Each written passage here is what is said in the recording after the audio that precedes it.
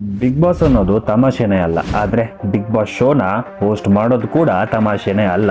ಕಿಚ್ಚ ಅವರು ಕನ್ನಡದಲ್ಲಿ big ಬಾಸ್ನ host ಮಾಡೋಕ್ಕೆ ಸ್ಟಾರ್ಟ್ ಮಾಡಿದ ಮೇಲೆ ಇಡೀ ಇಂಡಿಯಾದಲ್ಲೇ ಸಲ್ಮಾನ್ ಖಾನ್ ಅವರ ಹಿಂದಿ ಬಿಗ್ ಬಾಸ್ ಆದಮೇಲೆ ಸೆಕೆಂಡ್ ಹೈಯೆಸ್ಟ್ TRP ಇರುವಂತಹ ಶೋ ಅಂದರೆ ಅದು ನಮ್ಮ ಕನ್ನಡದ ಬಿಗ್ ಬಾಸ್. ಸೀಸನ್ ಜಾಸ್ತಿ ಆಗ್ತಾ ಇದ್ದಂತೆ TRP ಕೂಡ ರೆಕಾರ್ಡ್ಸ್ ಬ್ರೇಕ್ ಮಾಡ್ತಾ ಇದೆ. ಕೊನೆಗೆ ಕನ್ನಡದ ಅತ್ಯಂತ ದೊಡ್ಡ ರಿಯಾಲಿಟಿ ಶೋ ಆಗಿ ಇದು ಹೊರಹೊಮ್ಮಿದೆ. ಸುದೀಪ್ ಅವರಿಗೆ ಬಿಗ್ ಬಾಸ್ನ ಬೆಸ್ಟ್ ಹೋಸ್ಟ್ ಅನ್ನೋ ಪಟ್ಟನು ತಂದುಕೊಟ್ಟಿದೆ. ಬಿಗ್ ಬಾಸ್ ಕಾರ್ಯಕ್ರಮದಿಂದ ಕಿಚ್ಚ ಅವರಿಗೆ ಇನ್ನು ಜಾಸ್ತಿ ಫ್ಯಾನ್ ಬೇಸ್ ಹಾಗೂ ಪಾಪ್ಯುಲಾರಿಟಿ ಸಿಕ್ತು ಅಂತ ಹೇಳಿದರೆ ತಪ್ಪಾಗಲ್ಲ. ಇವಾಗ ಕಿಚ್ಚ ಅವರು ಈ ಸೀಸನ್ನ ಕೊನೆ ಸೀಸನ್ ಅಂತ ಅನೌನ್ಸ್ ಮಾಡಿದ್ದಾರೆ. ಆದರೆ ನಮಗೆ ಅವ್ರ ಜಾಗದಲ್ಲಿ ನೆಕ್ಸ್ಟ್ ಸೀಸನ್ ಯಾರು ಹೋಸ್ಟ್ ಮಾಡ್ತಾರಂತ ಹೇಳುವಾಗ ಯಾರನ್ನು ಇಮ್ಯಾಜಿನ್ ಕೂಡ ಮಾಡೋಕ್ಕಾಗ್ತಾ ಇಲ್ಲ. ಯಾಕೆ ನೋಡೋಕ್ಕೋದ್ರೆ ನಮ್ಮ ಇಂಡಸ್ಟ್ರಿಯಲ್ಲಿ ಬೇರೆ ದೊಡ್ಡ ದೊಡ್ಡ ಸ್ಟಾರ್ಗಳಿದ್ದಾವೆ, ಹೋಸ್ಟ್ ಮಾಡುವಂಥ ಕೆಪಾಸಿಟಿನೂ ಅವರಲ್ಲಿದೆ. ಆದರೂ ನಮಗೆ ಯಾಕೆ ಬಿಗ್ ಬಾಸ್ ಅಂತ ಹೇಳುವಾಗ ಕಿಚ್ಚ ಅವರೇ ನೆನಪಾಗೋದು. ಇದೆಲ್ಲ ಹೇಳ್ತೀನಿ ಬನ್ನಿ. ನಾನು ನಿಮ್ಮ ಬೆಂಗಳೂರು ಭಾಷಾ. ಸ್ವಾಮಿ, ಯಾವ ಲೌಡಕ್ಕೆ ಬಾಲ್ ಮಾರೇವನು. ಭಾಷಾ ಬಾಚಾ ಕೊಡ, ಭಾಷಾ ಅಲ್ಲ ಶಾಂತ ಯಾಕೋ ಆಗ್ತೀಯ.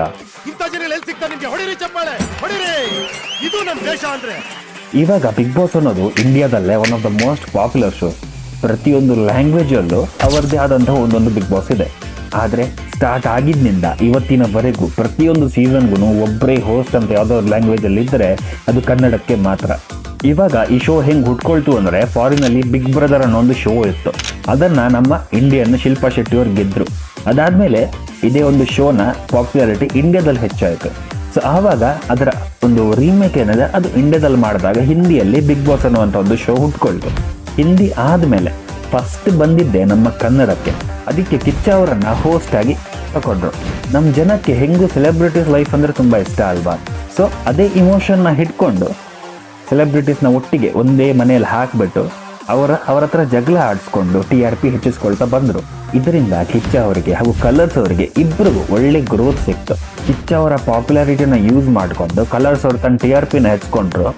ರಿಯಾಲಿಟಿ ಶೋ ಹೋಸ್ಟ್ ಮಾಡುವ ಮೂಲಕ ಇವಾಗಲೂ ಜನರ ಮಧ್ಯೆ ಇನ್ನು ರೆಲೆವೆಂಟ್ ಆಗಿ ಉಳ್ಕೊಳ್ಳುವಂಥ ಒಂದು ಆಪರ್ಚುನಿಟಿ ಕಿಚ್ಚ ಅವರಿಗೆ ಸಿಕ್ತು.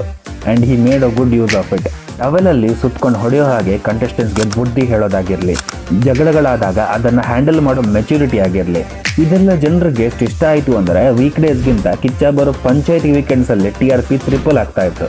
ವೀಕೆಂಡ್ಸಲ್ಲಿ ಆ 9 to 11:30 ಅನ್ನೋ ಒಂದು ಟೈಮ್ ಗ್ಯಾಪ್ ಇದೆ. ಅದರಲ್ಲಿ ಬೇರೆ ಚಾನಲಲ್ಲಿ ಯಾವುದೇ ಶೋ ಬರಲಿ, ಆದರೆ ಅದರ ಮುಂದೆ ಈ ಶೋಗೆ ಜಾಸ್ತಿ TRP ಸಿಗ್ತಾ ಇತ್ತು.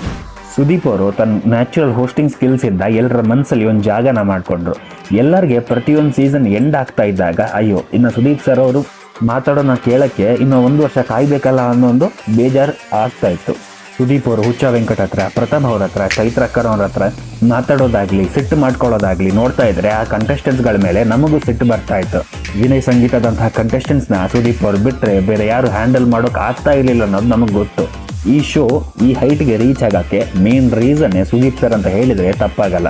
ಯಾಕಂದರೆ ಅವರ ಫ್ಯಾನ್ ಬೇಸ್ ಆಗಿರ್ಬೋದು, ಆ ಒಂದು ಸ್ವ್ಯಾಗ್ ಆಗಿರ್ಬೋದು, ಕ್ಲಾಸ್ ವೇ ಅಲ್ಲಿ ಮಾತಾಡಿಕೊಂಡು ಮಾಸ್ ರಿಸಲ್ಟ್ನ ಕೊಡೋದಾಗಿರ್ಬೋದು, ಅದು ಕಿಚ್ಚ ಅವರಿಗೆ ಬಿಟ್ಟರೆ ಬೇರೆ ಯಾರಿಗೂ ಮಾಡೋಕ್ಕೆ ಸಾಧ್ಯ ಇರ್ತಾ ಇರಲಿಲ್ಲ. ಬಿಕಾಸ್ ಇದನ್ನೆಲ್ಲ ಮಾತಾಡೋದನ್ನೆಲ್ಲ ಪಕ್ಕಕ್ಕಿಟ್ಟರೆ ಅವರ ಸೆನ್ಸ್ ಆಫ್ ಹ್ಯೂಮರ್ ಕೂಡ ತುಂಬ ಚೆನ್ನಾಗಿದೆ. ಬಿಕಾಸ್ ಒಬ್ಬ ಸ್ಟ್ಯಾಂಡಪ್ ಕಾಮಿಡಿಯನ್ ಹತ್ರ ಇರುವಂಥ ಎಲ್ಲ ಕ್ವಾಲಿಟಿ ಜೋಕ್ಸು ಕಿಚ್ಚ ಅವ್ರ ಹತ್ರ ಇದೆ. ಆ್ಯಂಡ್ ಅವರು ಅದನ್ನು ಡೆಲಿವರ್ ಮಾಡ್ತಾರೆ. And that works too. As an audience ನಾವು ನಗ್ತೀವಿ, ಬಟ್ ಅದರ ಜೊತೆ ಕಂಟೆಸ್ಟೆಂಟ್ಸ್ ಕೂಡ ನಗ್ತಾರೆ. ನಗಲೇಬೇಕಲ್ವಾ, ಇಲ್ಲಾಂದರೆ ಕುಂಡಿಗೆ. Just joking. ಇದೇ ಇವತ್ತಿನ ವಿಶೇಷ. ವಿಡಿಯೋ ಇಷ್ಟ ಆಗಿದ್ರೆ ಲೈಕ್ ಒತ್ತಿ, ಚಾನಲ್ ಸಬ್ಸ್ಕ್ರೈಬ್ ಆಗಿ. 1K ಸಬ್ಸ್ಕ್ರೈಬ್ ಆಗ್ತಿದಂತೆ ಫೇಸ್ ರಿವೀಲ್ ಮಾಡ್ತೀವಂತ ಗೊತ್ತಲ್ವಾ, ಪ್ರತಿ ವಿಡಿಯೋದಲ್ಲಿ ಹೇಳಬೇಕಂತಿಲ್ಲ. ಹಾಗೆ ಕಿಚ್ಚ ಅವರ ಹತ್ರ ಒಂದು ರಿಕ್ವೆಸ್ಟ್ ಇದೆ, ಬಿಗ್ ಬಾಸ್ನ ಮಾಡೋದು ನಿಲ್ಲಿಸಬೇಡಿ. ಆ್ಯಂಕರಿಂಗ್ ಮಾಡೋದಂತ ಹೇಳಿದ್ದು, ಏನೇನೋ ಅನ್ಕೋಬೇಡಿ.